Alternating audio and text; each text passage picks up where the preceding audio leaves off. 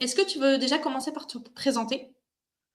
Oui, alors avec plaisir. Alors moi, je suis Mickaël Jolivet. Alors je suis préparateur mental et spécialisé, TDAH et TND pour les profils neuroatypiques, avec une certification, hein, que j'ai eue, en formation et je suis moi-même atypique, parce que j'ai été diagnostiqué TDAH assez tard, parce que j'ai 52 ans, je vais bientôt prendre 53, voilà, on va pas le dire et c'est ce qui donne quand même, une certaine légitimité de parler, de sport avec un un profil atypique. Heu, Pendant des années, j'ai plutôt fonctionné avec l'impression d'être presque, presque assez organisé, presque assez constant, tu vois? Presque dans le contrôle. Heu, j'ai servi dans la marine nationale, j'ai été handballeur pendant pas mal d'années en tant que gardien, puis entraîneur. J'ai fait de la course à pied, puis entraîné en course à pied aussi.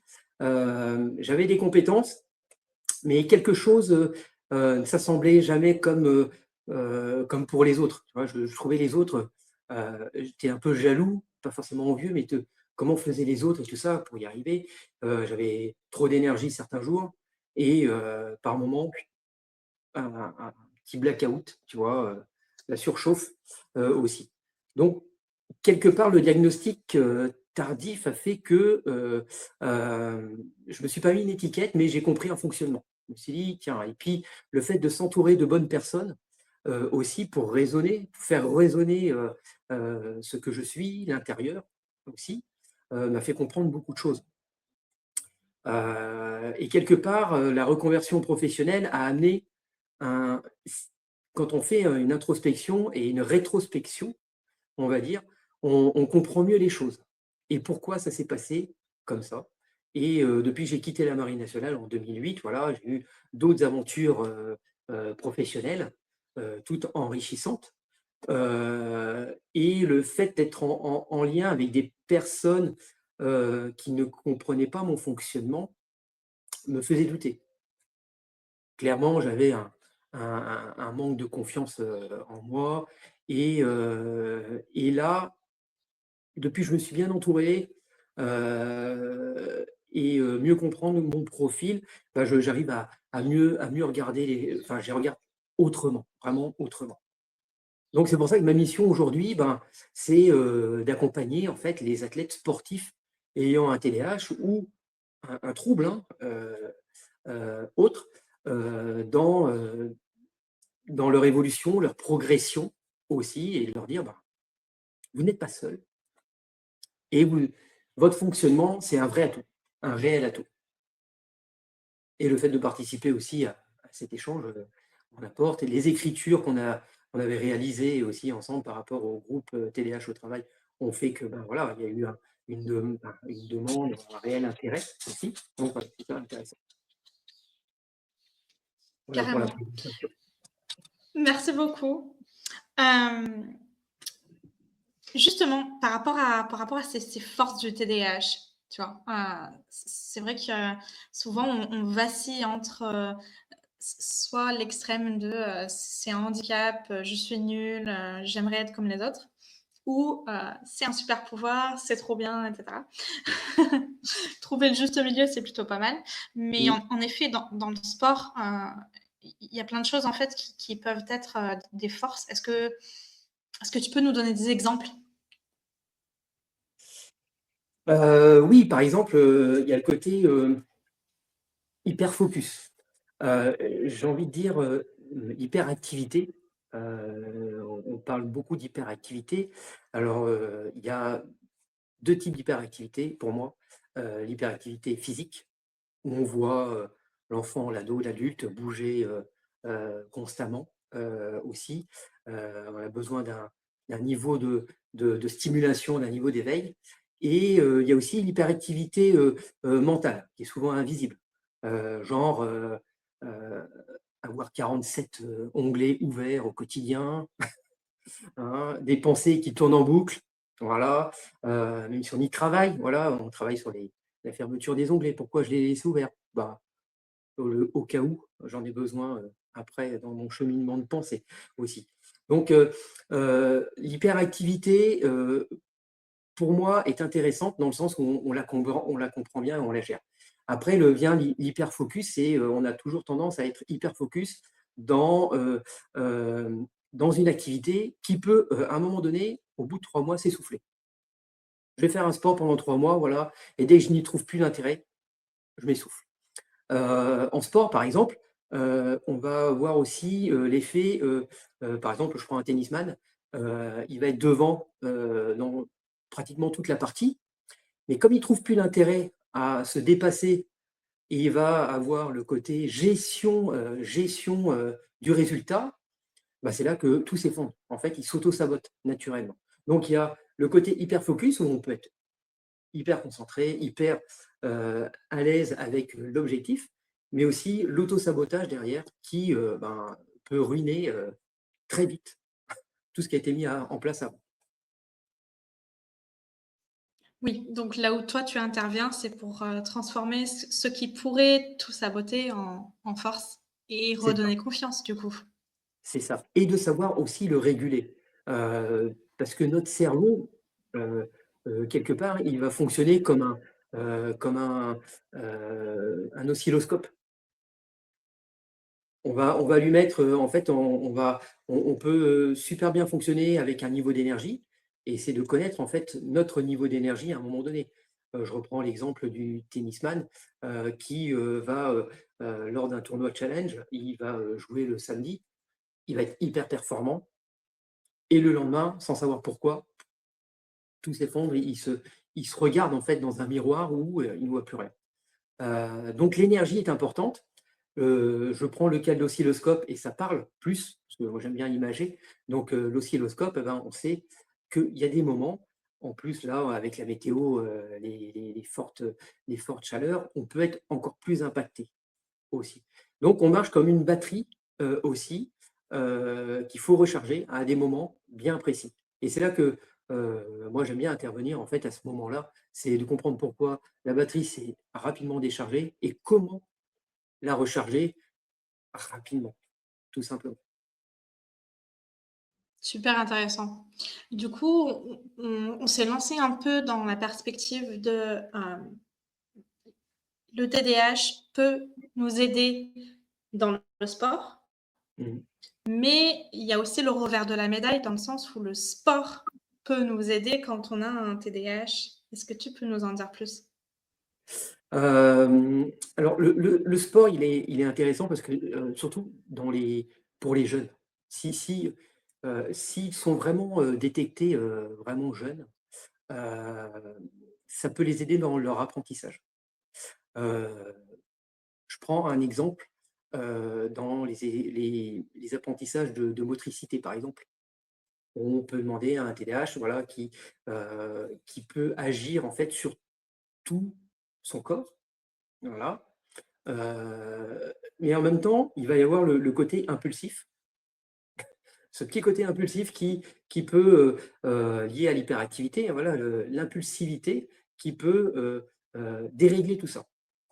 Et quelque part, le le TDAH, c'est aussi le sport, ça amène une estime de soi, une confiance en soi, voilà, et de se dire: «Voilà, je m'estime, je me je ne me surestime pas», parce que parfois on s'arrête pas, et ça apporte une certaine identité. Voilà, le sport, de qui je veux être. À travers cette identité, on peut travailler sur le TDAH. Donc, c'est aussi d'aider, dans les relations, parce que le sport apporte beaucoup, de choses dans les relations. C'est d'apprendre à être avec les autres, parce que parfois on s'enferme, on se cloisonne, aussi, parce qu'on est vu, on est perçu d'une certaine, peut-être d'une certaine façon, ou alors on imagine aussi qu'on est perçu d'une certaine façon. Donc, quelque part, on peut avoir, des compétences sociales très difficiles avec les autres. Et le lien, le miroir se fait, naturellement aussi, hein, parce qu'on va agir de certaines façons. Quand je reprends l'hyperactivité, l'hyperactivité mentale, c'est lié à l'impulsivité qu'on ne va pas comprendre. Par exemple, on prend un entraîneur, de sport collectif, voilà, comme au handball, et il va, en donnant une consigne, il va s'apercevoir que le joueur était déjà en train de réagir, si tu veux. Était déjà en train de réagir, alors que le reste du groupe, voilà, est en pleine analyse. Lui, le TDAH, moi, ça m'est déjà arrivé. Voilà, il faut faire ça, paf. Même en tant que gardien, je partais je prends l'exemple, c'est qu'une fois j'étais en réunion. Et il dit bon, bah, il faut tel. On faisait un peu un check de tout ce qu'on avait besoin en cahier, en fourniture aussi. Et moi, j'étais déjà parti dans les rayons en train d'acheter tout ce qu'il fallait, quoi. Donc voilà, il peut, et c'était mal compris. C'était mal compris, forcément. On peut pas. Donc il y a cette chose-là. Et le sport apporte une sorte de cadre pour créer la relation. Par contre, l'alerte, comme tu dis, ça peut être aussi un revers, c'est que le sport ne doit pas devenir une autre pression.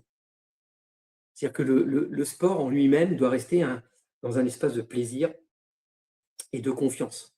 C'est que on peut vite, hyper focus, lié par exemple à l'impulsivité, de voir un coureur à pied s'inscrire sur 5 courses à 5 semaines d'intervalle, enfin une semaine d'intervalle les unes les autres.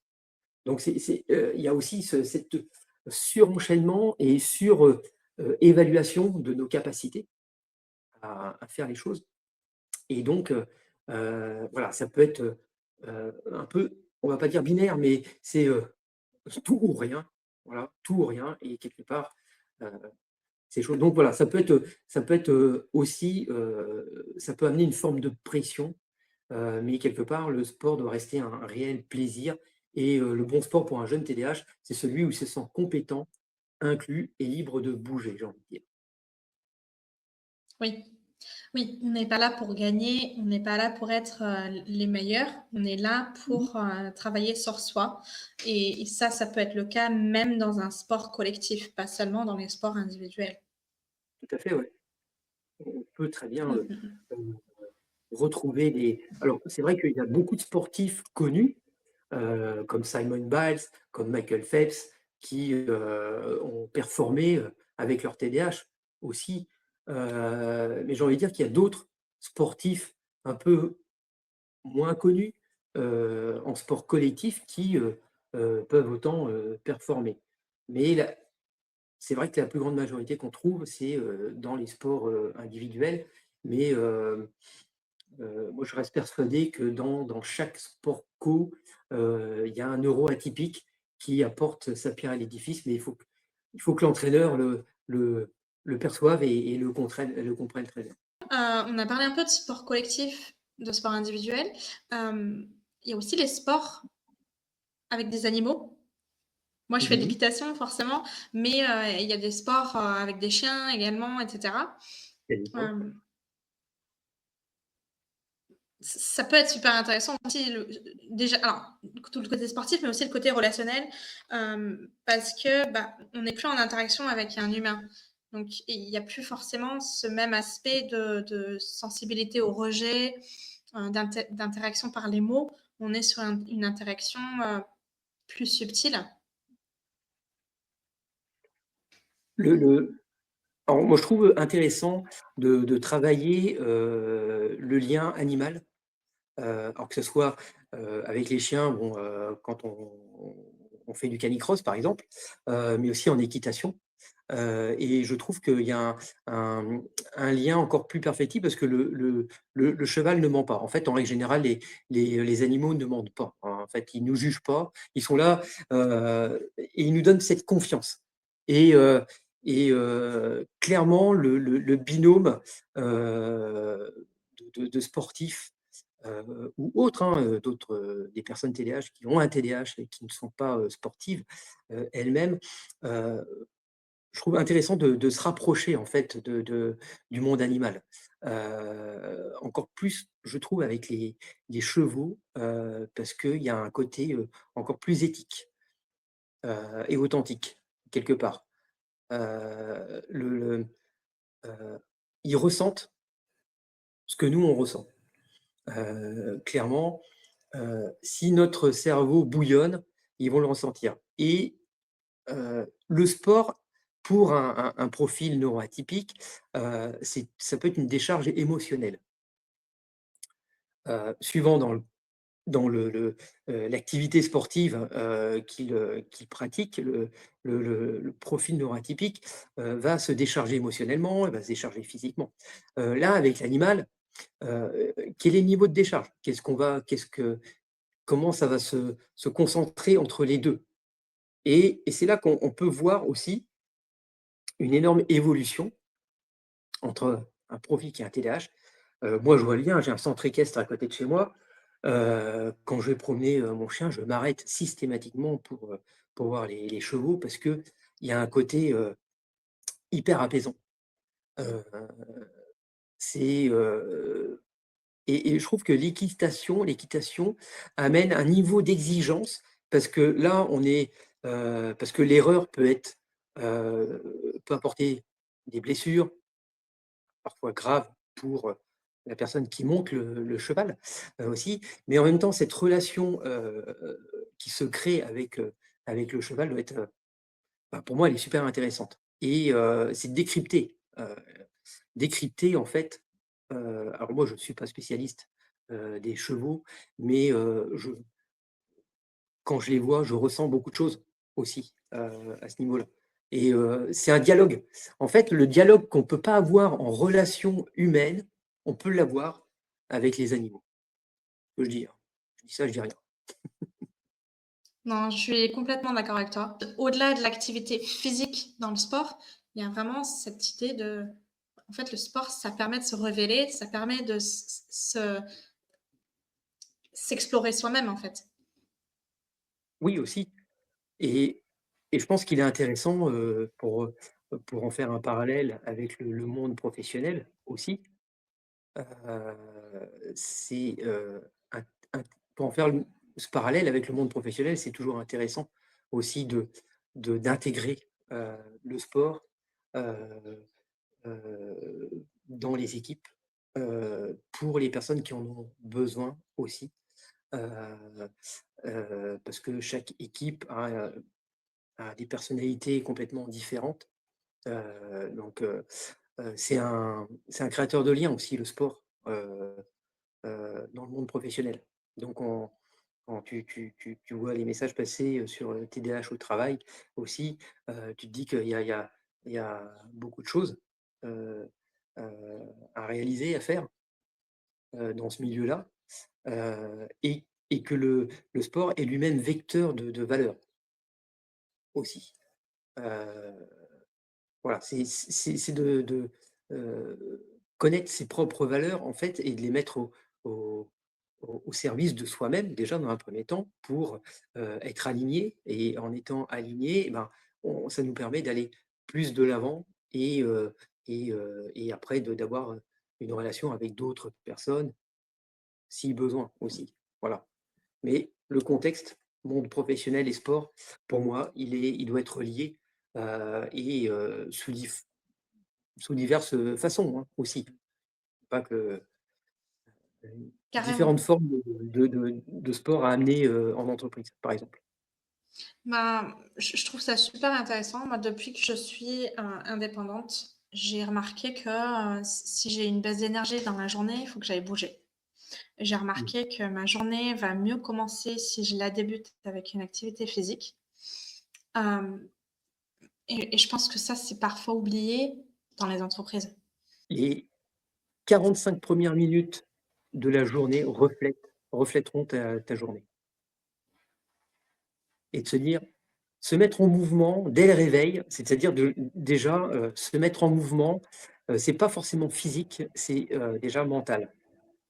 Beaucoup, beaucoup, prennent leur téléphone, alors parfois parce que c'est le téléphone qui sert de réveil, mais ils en profitent pour voir, s'il n'est pas éteint ou, moi moi personnellement, il est toujours éteint et c'est ma montre qui me réveille. Comme ça, je touche pas au téléphone et je démarre déjà par un réveil, mental.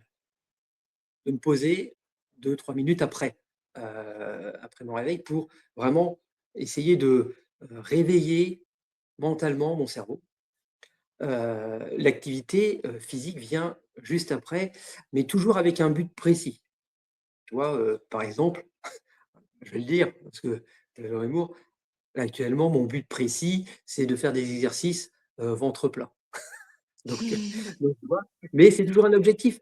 Mais c'est le réveil qu'il soit physique ou mental, il faut qu'il ait un objectif, tu vois, quelque part, pour mieux le consommer et y prendre du plaisir. Parce que tu sais que, voilà, quand j'aurai fini cet objectif, tu vois, je me dis: «Bah, je vais passer à un autre petit objectif», toujours avec un réveil musculaire, mais différent.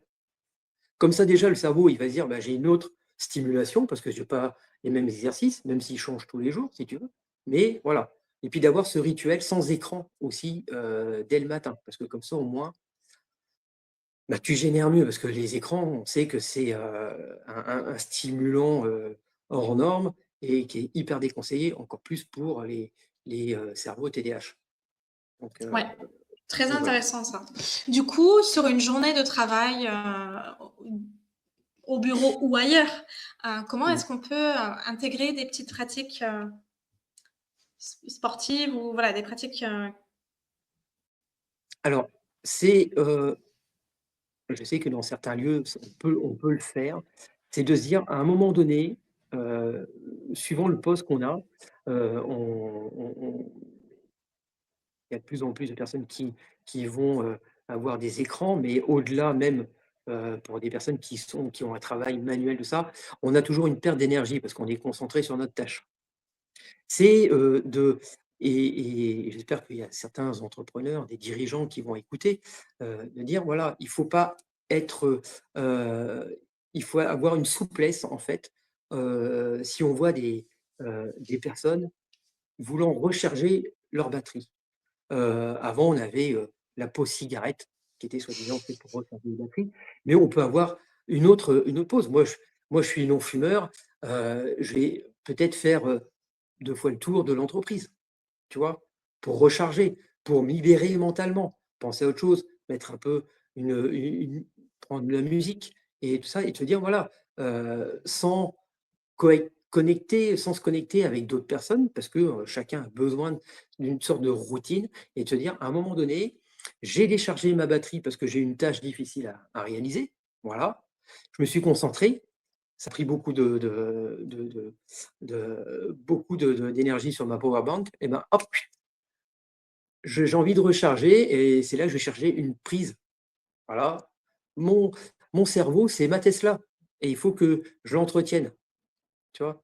Donc, qu'est-ce que je vais faire? Quelles activités, quels mouvements je peux faire pour me, remobiliser? Remobiliser mon cerveau. Donc ça peut se mettre dans un coin, activer, le haut du tronc, le bas du tronc et ainsi de suite. Et trouver en un fait groupe aussi, qui hop, te dire: «On travaille là-dessus, allez, on y va ensemble». Comme ça motive encore plus. mmh. En fait, ce que je retiens, c'est que, ce que tu mets vraiment en avant, c'est le fait que le cerveau et le corps sont liés. Donc pour que ton corps aille bien, il faut que le cerveau aille bien et pour que le cerveau aille bien, il faut que le corps aille bien. Oui, parce que l'être humain est fait pour être dans le mouvement. La sédentarité a cassé en fait pour ma part, le mouvement aussi et heu et je pense que là où les entreprises, les très bonnes entreprises qui ont compris tout ça, c'est de permettre en fait à leurs salariés de s'adapter en fait à leur fonctionnement et de leur laisser en fait de dire voilà, c'est pas de vouloir prendre une pause, non, c'est de régénérer en fait pour être performant. Parce qu'il faut faire de son alors on parle de profil TDAH, mais il faut faire de son TDAH un réel moteur de performance et pour ça, eh ben, il faut, connaître les moments où on est, dans le down pour pouvoir après pouvoir recharger, rapidement et savoir de combien on a besoin de recharge, de temps de recharge. C'est comme tout, hein, une Tesla, si elle est arrivée presque à sec, bah, il faut un certain temps de recharge. Le corps est exactement pour ça et on ne parle pas du deuxième cerveau qui est au niveau du ventre. Ça va encore différent. Mais pour Ouais. les TDAH, c'est important parce que il y a aussi le côté nutritionnel. Oui, oui, oui, moi je dis, il y a des piliers super importants, entre le sport, il y a le côté mental, il y a la nutrition, il y a la prépa physique, la tactique et la technique, c'est autre chose, mais ces 3 piliers sont importants. Et on n'a pas besoin d'être athlète de haut niveau pour y penser et pri pour, mettre ça en avant dans son quotidien. Du tout. Non, non. Heu, Parfois, le corps a besoin de parce que le cerveau donne un signal au corps de dire: «Ouais, je suis fatigué». Donc qu'est-ce qu'il va faire? Si, le corps, reçoit ce signal, bah, il va se retrouver, flagada, il va se dire: «Ben, voilà, je suis rentré, je vais me mettre devant la télé». Au travail, c'est exactement pareil. Après une tâche, qui a pris énormément d'énergie, le cerveau, il va se dire: «Je suis fatigué». Donc le corps, il va se laisser tomber et c'est là qu'en fait, le corps est indissociable, en fait, du cerveau. C'est lui qui va redonner l'énergie et l'apport nutritionnel, à ce moment-là, peut être aussi intéressant. Alors attention, quand je dis nutritionnel, faut pas avoir un apport, en sucre. Heu, il faut, trouver, son son son apport, naturel, pour, redonner l'énergie au cerveau. Donc parce qu'on pense tout de suite à manger petites, des petits gâteaux, des petites sucreries ou n'importe, mais ça fait l'effet inverse, en fait. Ça va nous redonner un coup de boost, mais sur le long terme, pas trop.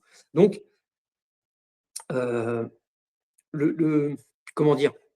Le sport est un levier pour moi et beaucoup pensent que c'est un frein, heu en entreprise. Parce que c'est une perte de temps. C'est une perte de temps dans le sens où voilà, la personne va partir. Alors c'est vrai que la pause, cigarette, bah, non, c'est une pause imposée, c'est pour se remettre. Mais il y a d'autres moyens autres que de faire la pause cigarette et là pour, se régénérer. Ça, c'est plutôt intéressant. Oui, ce qu'il faut retenir, c'est que si les équipes vont bien, elles vont être plus productives. C'est c'est c'est clairement ça. Donc c'est vrai que se mettre en mouvement avec le sport, en alliant en fait, ces spécificités liées au TDAH, on a trouvé le bon combo, aussi. Mmh, carrément. Dis-moi, par rapport aux entreprises, tout ce qui est tapis de marche, vélo elliptique en dessous du bureau, et cetera, est-ce que c'est, encore une trend qu'on essaie de nous vendre, parce que c'est devenu une industrie ou est-ce que c'est vraiment quelque chose qui peut aider? Alors moi, j'étais dans une entreprise à l'époque où, on n'avait pas de tapis de course en dessous, rien. On nous avait donné des ballons, tu sais, j'étais à Décathlon, on se mettait dessus et puis voilà, on faisait son sport. Au début, c'était marrant, mais après, les ballons sont vite partis au grenier. Ça a pas duré longtemps, on va dire. Je pense que réellement, il faut, heu quand on a des profils neuroatypiques encore plus mais même les d'autres profils, hein, on va dire classiques, heu, il faut travailler avec un ergonome, pour, l'aménagement de poste. L'aménagement de poste pour que, voilà, le salarié se sente bien, d'accord, en toute confiance et puisse réaliser les tâches qui lui sont demandées, bien sûr, mais en même temps, à côté, de pouvoir, régénérer et comme si, il branchait en fait, son câble, pour recharger son téléphone. C'est exactement pareil, c'est de pouvoir se recharger aussi et te dire: «Voilà, je peux prendre maintenant et j'y vais». Donc heu, donc l'ergonomie, c'est, aussi de pouvoir, avoir un bureau adapté, pour, les personnes qui travaillent, dans des bureaux. C'est, d'avoir un tapis de marche. Je suis pas sûr qu'à un moment donné, perso, je le ferai, à longueur de journée et de marcher en même temps que je travaille. Heu Là où c'est intéressant, c'est de prendre en fait dans certaines entreprises où la marche, par exemple, en petits groupes, heu, amène les idées, est créatrice en fait, d'idées, de projets et en même temps, au-delà de ça, c'est que ça peut apporter des solutions aussi. Voilà, parce qu'on va poser une question et le fait de pourquoi pas faire par exemple des réunions en mouvement, je trouve que le cerveau se développe mieux, tu vois? C'est beaucoup plus intéressant Oui, et que ce soit et il y a pas qu'au travail, hein. C'est, dans la vie perso aussi, hein. Heu heu, pour moi, tu vois, j'imaginerais même, pour des pour des clubs, une assemblée générale en mouvement, pour certaines questions. Pourquoi pas? Et de mettre, tout le monde à contribution pour, voilà et puis de réaliser des petits groupes, pourquoi pas, quoi. C'est des petites choses, mais je me dis, voilà, quand, moi j'accompagne, des athlètes en préparation mentale, j'aime bien être en mouvement aussi. Pourquoi? Parce qu'à un moment donné, on va parler de certaines choses et puis tout de suite, ça va me connecter à autre chose et d'y penser peut-être pour la prochaine séance ou sur l'instant T aussi. Donc il n'y a pas que le fait d'avoir des tapis sous le bureau, ou autre ou des vélos. Ça peut être intéressant pour un bon moment, mais il y a autre chose à mettre en place. Les dirigeants, il faut qu'ils travaillent avec, plusieurs professionnels oui, en paramédical, c'est-à-dire l'ergonomie, ça peut être aussi, en prépa mentale, coaching, sportif, d'adapter en fait, de créer des activités adaptables aussi à chacun. Parce qu'on n'a pas tous les mêmes contraintes physiques, faut le carrément, penser.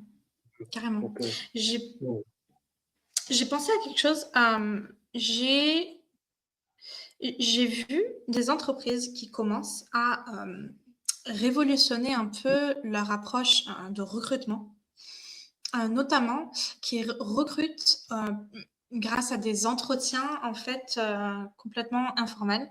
Par exemple, des recrutements où, l'entretien, en fait, il se fait, par le jeu vidéo. Donc on s'assoit ensemble, on joue une partie et ça permet, bah, d'avoir un lien humain, similaire en fait, plutôt que d'avoir le bureau en face et cetera et mmh. aussi en fait de voir un peu comment cette personne fonctionne. Est-ce qu'on pourrait intégrer le sport dans les recrutements?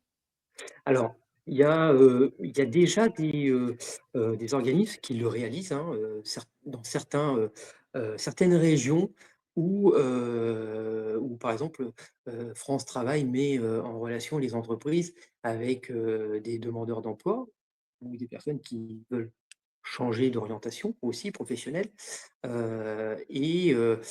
c'est tout est fait par exemple dans un gymnase ou, dans un stade, par exemple c'est lié avec le sport pour voir s'ils s'intègrent bien dans une équipe parce on peut, aussi imaginer, heu, l'équipe actuelle qu'il y a dans l'entreprise et pour l'intégration aussi d'une nouvelle personne et de pouvoir intégrer, cette personne pour voir comment elle fonctionne comme je dis, ben, le sport est vecteur de valeurs, savoir quelles sont ses valeurs à travers, heu, à travers l'activité sportive. Heu, on dit que ça peut être aussi, alors, qui pourrait faire de l'acrobranche, mais à plus petite échelle, un sport qui est forcément adapté aussi, aux personnes. Donc pour moi, c'est vecteur. C'est vecteur de bon recrutement. C'est plus du tout conventionnel et au contraire, hein, il faut casser les codes, enlever ce côté conventionnel qui fait peur et encore plus à des profils neuroatypiques, parce qu'ils ont peur aussi de se vendre, ils ont peur de lâcher, et dire, «Bah oui, j'ai un profil, neuroatypique comment je vais m'intégrer dans votre entreprise? Comment, je serai intégré aussi?» alors que par le sport, que ce soit des jeux de balle, jeux de raquettes, ou autres, on peut imaginer d'autres, de pouvoir imaginer, les recruteurs voir leur, nouveau poulain, dans leur équipe. Parce que c'est ça, hein, c'est d'imaginer la personne dans l'équipe, arriver dans l'équipe. On peut imaginer un sport, je sais pas, ça serait y réfléchir par exemple, de dire, ben, heu, pour, s'il veut devenir horloger par exemple, voilà, horloger, c'est un métier de précision, métier où on est patient, où on est méticuleux, tout ça, avec un sport, pareil de précision. et de concentration aussi. On pourrait imaginer en fait décupler, on va peut-être créer quelque chose en fait, un une agence événementielle, dédiée au recrutement, dédiée à des profils, tu vois? Pareil quand, si on recrute un mécanicien, si on recrute on peut recruter un électricien, voilà, tous ces aspects-là. Prendre les compétences en fait que heu, le poste doit avoir en fait et de les convertir en fait, vers le sport individuel pour, heu, pour la personne qui candidate. Mmh. J'aime beaucoup l'idée. Tu m'appelles quand tu veux pour monter le business, il y a pas de souci. Non, mais je Hem, sais ici qu'on a les choses. Là, on en parle, voilà, quand on monte le groupe Facebook, sport et TDAH. On va faire ressortir des compétences humaines, à travers, et certains recruteurs aiment bien, les personnes qui testent de nouvelles choses, aussi et c'est aussi, bah, de les aider à dire: «Bah, oui, si par exemple je les envoie en formation, heu, au fur et à mesure, ben, ils n'auront pas peur d'y aller, en fait». Parce qu'ils savent qu'ils ont déjà testé un un oui recrutement, et spécial et de se dire: «Bah, voilà, si je les envoie en formation, bah, ils iront, aussi, heu, pour évoluer, progresser». En fait, moi, j'ai une autre définition de la zone de confort. Heu, moi, je sors pas de ma zone de confort, mais je la fais agrandir. Je la fais grandir dans le sens où, c'est comme une recette de cuisine. On commence toujours par, les fondations, alors, soit une génoise, soit, une tarte brisée ou tout ce qu'on veut, et on met des ingrédients et comme les chefs cuisiniers, ben, c'est, les ingrédients qu'ils mettent qui vont qui vont faire grandir leur zone de confort et ainsi de suite, aussi. Parce que quand on sort d'une zone de confort, on a une zone de peur, une zone de stress, avant d'atteindre une nouvelle zone de confort, qui peut prendre du temps. Alors que quand on rajoute un ingrédient, parce que beaucoup, mettent beaucoup d'ingrédients tout de suite et là, oui, ça crée un stress. Mais c'est de se dire: «Bah, voilà, si je rajoute un ingrédient et ben, ça peut fonctionner».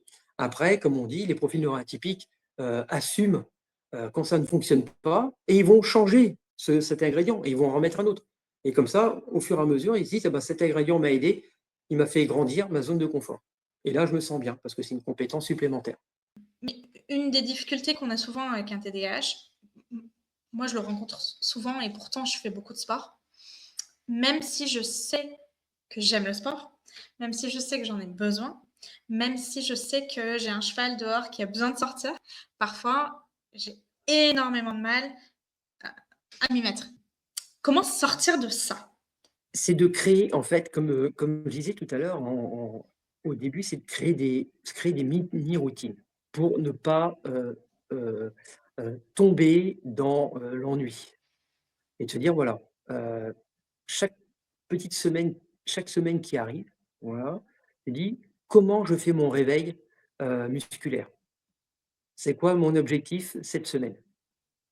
Voilà et comme ça tu te dis: «OK, je» sans trop planifié, mais c'est de dire que le corps va être demandeur au fur et à mesure. Parce que, ce qu'il faut en fait, ce que tout le monde a besoin, encore plus pour les profils TDAH, c'est d'avoir un stimulant. Ce stimulant, c'est cet objectif qui nous tient à cœur, mais il doit être revu constamment, revu constamment. Dans le sens où, moi tu me dis, «J'ai une course dans 3 mois», j'en ai déjà eu. Voilà, mais en découpant réellement, en fait, de dire: «OK, bah, ça c'est peu importe, c'est cet objectif final derrière, c'est une finalité qui va m'apporter du plaisir, mais c'est quoi mes objectifs en amont qui vont me permettre de garder ce plaisir, au quotidien, d'aller courir, d'aller à l'entraînement, d'aller, tout ça». Bon, je t'avoue franchement que là, avec la chaleur, on va pas courir, hein. Mais c'est de trouver autre chose pour garder le corps en mouvement et de se réadapter, en fait, de se réadapter. Donc ça peut être de se dire: «Bah, je vais tester différents sports» ou je vais courir ailleurs, ou plutôt que de monter à cheval en carrière, je vais aller faire une balade à l'extérieur, ou voilà, changer un peu peut-être sa routine ou son environnement. La motivation vient en ayant une stimulation. Donc cette stimulation, c'est, comment avec, des idées, 1000 idées à l'heure, forcément, à un moment donné, il faut canaliser tout ça et c'est de dire, heu, je remets en fait, on et puis on procrastine parce que plus plus on se dit: «Oui, bon, bah, je ne peux pas aller aujourd'hui, je ferai demain», tout ça, OK.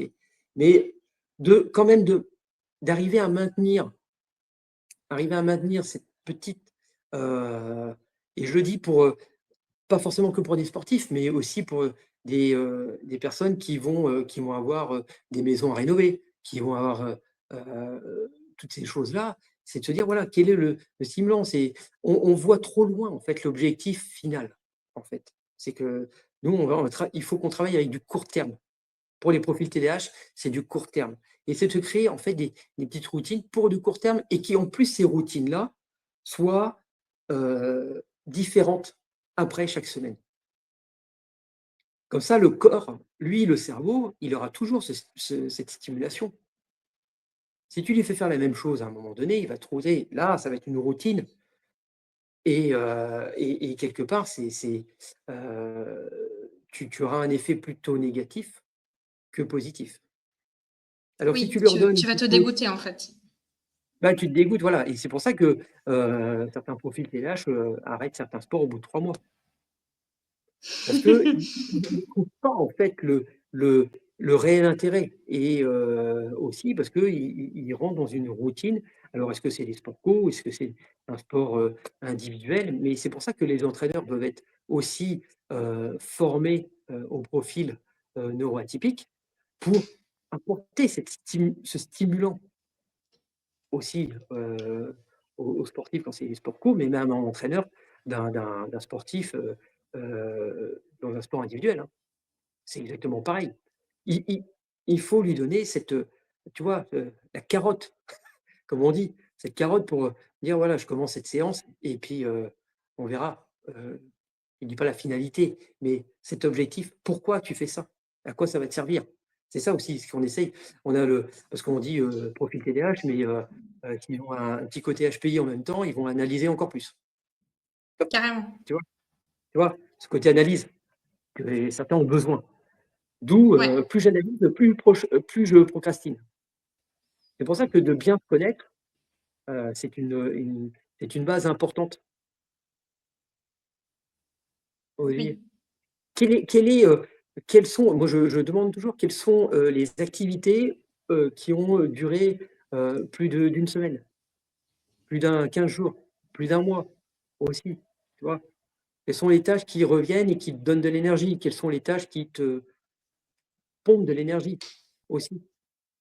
Et c'est pour ça que de travailler sur, avec un cadran et de se dire: «Ben, tiens aujourd'hui, j'ai de l'énergie, plus». En plus, on varie, hein, selon les jours. On n'a pas le même niveau d'énergie, à 8 heures du matin et le lendemain, on peut l'avoir qu'à 10 heures. C'est ça aussi. On va décomposer en petites bouchées, réalisables pour déclencher le mouvement, ça c'est intéressant. C'est ça. Tu vois, actuellement, je veux refaire mon site internet. Voilà, ça j'en fais une montagne. Et ben, je me dis, voilà, pour prendre du plaisir, même si c'est pas une partie de plaisir, mais pour essayer de prendre du plaisir, je veux dire, je vais commencer déjà par faire refaire une page, tu vois? Et je prendrai le temps qu'il me faudra pour refaire cette page, pour avoir cette notion de: «J'ai réussi», tu vois? Quelque part. Notion en plus, parce qu'on a peur de l'échec et en plus, on a aussi envie que ça soit parfait et le parfait crée de l'imparfait, tu vois? Donc quelque part, je ne vais pas attendre que ce soit parfait pour commencer, mais de faire une petite page ou alors de dire: «Tiens, cette semaine, je fais la demi-page, je la construis et après de l'autre demi-page». Si tu as 6 pages, bah, en fait, ça te fait, entre 6 et 12 périodes, quelque part Oui, et non pas une oui. grande période de refaire ton site. OK. Je vais te faire une mise en situation type. J'ai pas beaucoup de moyens, donc je peux pas, voilà, me permettre d'aller à la salle de sport ou de rejoindre un club et cetera. J'ai des enfants à la maison, j'ai pas de mode de garde, je travaille toute la journée, mais voilà, je veux me remettre au sport, je veux faire une activité sportive. Qu'est-ce que je peux faire chez moi, sans quitter la maison, sans forcément avoir de l'équipement? Alors en fonction, déjà commencer le matin par une mise en mouvement, c'est déjà se remettre au sport et de se dire: «Tiens, ce matin, ça fait 10 ans que j'ai pas fait de sport. Ce matin, je vais me mettre dès que je mets mon pied par terre, j'ai un temps pour moi avant que les enfants se lèvent et tout ça. Je commence par une minute de de mise en mouvement, tout simplement». Voilà. Le lendemain, donc, quand je veux dire étirement, étirement avec les bras, bouger les hanches, le tronc, tu vois? Pour, amener, petit à petit, heu, le mouvement d'un corps qui n'a pas ressenti ça depuis quelque temps aussi. Bouger les poignets, réveil musculaire, le cou, parce qu'on va tout de suite, tu vois? Le poignet, le cou, voilà, dire oui, on sait dire non, voilà, ainsi de suite. Donc pendant une minute, essayer de trouver un mouvement à son corps. Et on pourrait proposer ça le matin, tu sais, de se retrouver ou créer, des petits exercices pour le matin et là, faire ça pendant une minute. Le chrono, tu vois? Le chrono, une minute. D'augmenter à 2 minutes. Ça peut être en se brossant les dents. Ça peut être en se brossant les dents. En se brossant les dents, on peut travailler les chevilles ou on peut travailler, le déhanché si on aime bien, faire du zouk. Voilà, ça peut être ça, c'est du sport, hein. Voilà, c'est de travailler tout ça. Mais c'est de se dire, par exemple, voilà, la brosse à dents électrique, c'est 2 minutes. Ben, à chaque, 30 secondes, quand on change de côté, paf, chaque 30 secondes, on change d'exercice. C'est de se dire: «Voilà, heu, je vais coupler un exercice à une façon, voilà, comme tu dis, se brosser les dents» et voilà, moi je vais mettre moi plutôt, musique, dans les oreilles si je suis tout seul et puis, à chaque couplet, hop, je repars sur un exercice et au refrain, je reprends, celui que j'avais commencé et ainsi de suite et donc ça augmente en fait le temps de mouvement du corps et c'est donner en fait une information au cerveau pour qu'il en ait besoin. Quand tu apportes un besoin à un cerveau, il va le garder en mémoire et le jour où tu ne le fais pas, ça va créer un manque, tu vois? Et à force que tu te dis: «Ben, le manque, c'est pas du sucre, mais c'est du sport», ben là, quelque part, ça va être intéressant et c'est d'augmenter en fait ce dosage. C'est comme si tu donnais à un enfant un un livre de maths et tu lui dis: «Ben, fais-moi tous les exercices», alors qu'il a rien, il est juste en apprentissage. C'est exactement pareil. Et ben, c'est voilà, étape par étape pour, le mettre le corps en mouvement aussi et ça fait un bien fou au niveau mental parce que tu restes hyper focus sur ce que tu fais. Pour la brosse à dents, c'est super ce que tu viens de dire parce qu'en fait, tu restes hyper focus sur ton exercice et en même temps hyper focus sur, le temps de la brosse à dents. Tu vois? Donc en fin de compte, tu arrives à dire oui, on dit toujours: «On n'arrive pas à faire 2 choses à la fois», mais c'est pas vrai, tu vois? On peut imaginer les 2, tu vois? Puis en fait, au final, est-ce qu'on peut vraiment dire: «Oh, j'ai pas fait de sport depuis 10 ans». Au final, on fait du sport tous les jours.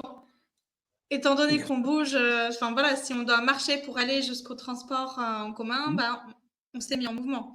Ouais. Donc, il y a peut-être aussi un aspect culturel, presque un snobisme. On a tendance à penser que si on n'est pas allé au ski pendant 2 semaines, ben, on n'a pas fait de sport. Ou si on n'est pas adhérent à un club ou une salle de sport ou et cetera, qu'on n'est pas, qualifié ou légitime pour se dire sportif. Mmh Mais mh. au final, si on enlève cet a priori-là, étant donné que, on se mouvoie, quand on fait le ménage ou quand on fait la cuisine et cetera, ou qu'on joue avec nos enfants dans le jardin, c'est du mouvement, ça compte. Ça compte, ça compte. De toute façon, le corps adore le mouvement et c'est important. Après, il y a l'activité musculaire aussi, mais j'ai envie de dire, heu, tout ça peut commencer dès le réveil pour dire au cerveau: «Ben, je te réveille aussi à ma façon,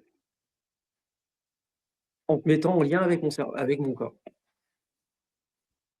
Ouais, Tu vois? Et te dire: carrément. «Je sais, je fais». Tu vois? Le cerveau sait et il nous le fait faire. En fait, c'est l'information du cerveau qui nous dit si on doit montrer, lever le doigt ou pas. Donc quelque part, si tu donnes l'information que tu vas mettre ton corps en mouvement dès le matin, bah, c'est exactement pareil. Et d'imaginer aussi après au fur et à mesure, d'augmenter en fait, c'est comme t'injecter, du temps à la pratique, sportive et pour, les profils, sédentaires et ben, c'est te dire, bah, comment moi sur une tâche, je peux pratiquer aussi, du sport? Tu vois? On dit, ben, voilà, quand on est au volant, on peut travailler la respiration, c'est vrai et en plus on peut travailler les abdos. Enfin les abdos, le gainage, bah, c'est on peut trouver du temps en fait, suivant, l'activité qu'on réalise, chaque jour. On n'a pas besoin de s'inscrire dans un club de sport, mais par contre, on peut trouver, du temps pour faire quand on va promener le chien, par exemple. Ou, voilà, on peut s'amuser à se grandir, par exemple. Voilà, marcher, à rebond et se grandir. Voilà, fièrement, le buste bien bombé, tu vois? Bien toutes ces petites choses, on peut intégrer en fait du sport, mécaniquement, machinalement, dans différentes activités. J'adore. Le sport est partout et c'est pour tout le monde tout le temps. Et il peut être invisible parce qu'on ne s'en rend pas compte.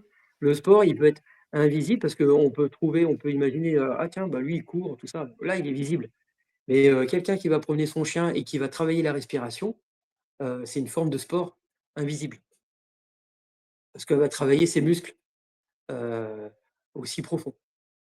Donc quelque part, ça reste du mouvement aussi. Est-ce que, avant de terminer, tu as un message, que ce soit, pour les personnes concernées par le TDAH ou peut-être même les parents d'enfants TDAH?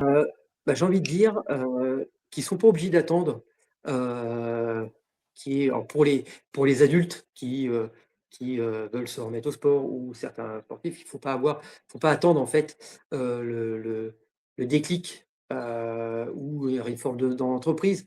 Pour, les ados, il faut, heu, se dire que le sport est vecteur de valeur. Ça reste, ça reste une notion, aussi intéressante contre le vieillissement physique, le vieillissement mental. C'est aussi une bonne décharge émotionnelle. Ça permet de, se reconnecter, parfois aux essentiels, aux basiques, parce qu'on on on reste, parfois focalisé sur un temps, sur une seule activité et que le cerveau ne se disperse pas, aussi. Donc j'ai envie de dire que le sport est vecteur de plus de bonnes choses qu'on ne sent, sans être un sportif aguerri, comme des sportifs de haut niveau, comme Jimmy Gressier, heu heu, par exemple. Moi j'ai pas essayé, hein, d'être en footing à 3,12 au kilo, mais voilà, ça reste, un vecteur, voilà, parce qu'on se dit on parle beaucoup du vieillissement, on se dit voilà, à 50 ans, je suis vieux pour non, non, quelque part c'est le message qu'on donne tous les jours au cerveau qui nous permet de se mettre en mouvement, heu, aussi. Donc j'ai envie de dire, profitons de réaliser du sport, qu'il soit visible ou invisible. Voilà, on peut le faire intérieurement, pour avancer. Mais je pense que, voilà, c'est de se trouver l'environnement, déjà, favorable pour avancer. Donc, j'ai envie de dire, voilà, trouvez votre environnement favorable déjà pour pour, commencer une activité sportive, pour, commencer, voilà, d'être en lien. Les petites les petites choses, je vous dis, les 45 premières minutes de la journée comptent, vont, heu feront toute votre journée et puis après, ben, vous allez voir, c'est une machine, en fait, qui va se mettre en place, naturelle, heu et qui vous fera du bien et vous verrez, vous allez peut-être vivre jusqu'à 100 ans. Ça fait plaisir. J'adore, merci.